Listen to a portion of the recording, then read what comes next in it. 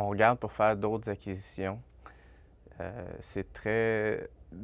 J'étais habitué à faire des évaluations d'entreprises publiques, évidemment. J'ai juste travaillé dans des firmes en gestion de portefeuille où on investissait sur les marchés boursiers, donc des entreprises publiques.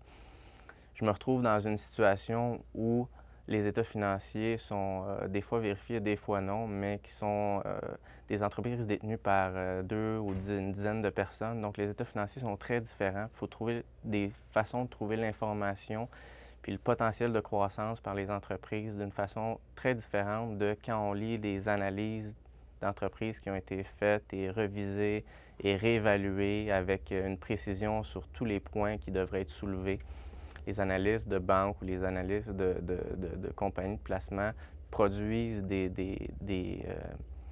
relevés d'entreprise ou des documents qui indiquent toujours qu'il faut être prudent à la ligne 3 parce que tel événement est arrivé, puis c'est une perte non récurrente, puis d'évaluation d'actifs, puis tout ça. Dans des entreprises privées, il n'y a pas ça. Tu as l'information, mais il n'y a pas cette information. Et des fois, il y a quelques notes aux états financiers, mais il faut trouver les vrais potentiels de croissance d'entreprise. Donc, on travaille beaucoup depuis 6 mois à trouver des nouvelles entreprises, surtout dans la situation économique où on est.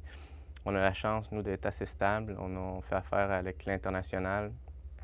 On a 50 de notre chiffre d'affaires en son qui est à l'international, plus la radio et la télévision. On est assez diversifié, donc, puis on sait qu'il y a des entreprises qui ont plus de difficultés à ce moment-ci, donc on est acheteur potentiellement. Donc,